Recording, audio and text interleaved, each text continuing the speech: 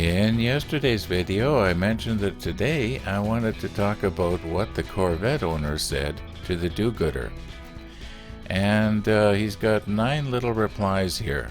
Now the first one and the last one are pretty much the same. And he said, "I'm not sure." Well, yeah, I can believe that. I mean, how could you possibly know how many people could have been fed?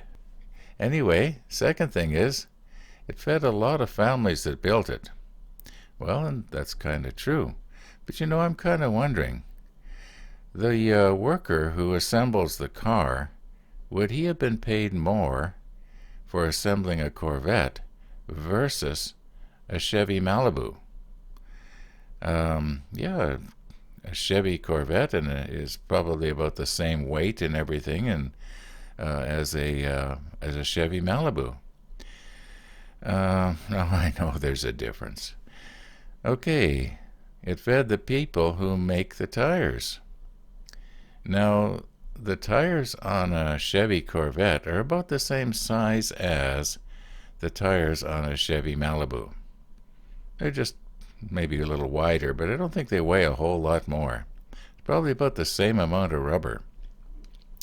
So, yeah, the people that are collecting the rubber off the rubber tree, I don't think they're going to get paid any more for collecting that rubber because it's going to be used in a Chevy Corvette. Okay, now let's go on to the next one. The people who made the components that went into it. Well, the components that are in a Corvette are pretty much the same as the components that are in a Chevy Malibu. They're just maybe a little more heavy duty and then maybe a different shape, but a lot of the same kind of stuff. It's just a different shape. It's more stylish and, like I said, more heavy duty. The people in the copper mine who mined the copper wires. Now here I'm pretty sure there's not a whole lot more copper in a Chevy Corvette than there is in a Chevy Malibu.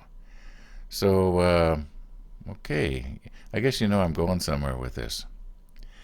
The people who made the trucks that haul the copper ore, well, there again, what's the difference whether it's for a Corvette or a Malibu?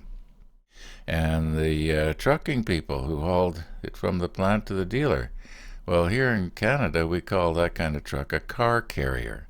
I don't know what you call it where you live. Anyway, I don't think the driver of that truck is getting paid any more if he's hauling, 7 Chevy Malibus versus 7 Chevy Corvettes. Maybe he does, but I don't think so. It could be that they possibly charge more because the insurance might be a little higher, but I don't think the driver of the truck is going to make any more. And the people at the dealership and their families.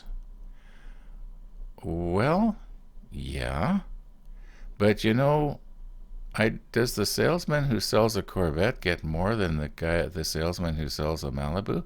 Well, probably a little bit, especially if they're on commission. So I guess that's true. You would make more, but usually guys that are selling Corvettes or Cadillacs or something like that, they're generally pretty well fixed already. So, I mean, here again, I'm kind of going somewhere but don't know how to get there. Anyway, the last one. I have to admit, I really don't know. It's like the first one. Yeah, there's just no way of knowing. It's like trying to figure out if a butterfly's wings flap in Alaska, is that going to cause a hurricane in the Gulf of Mexico? There's just no way to figure that out.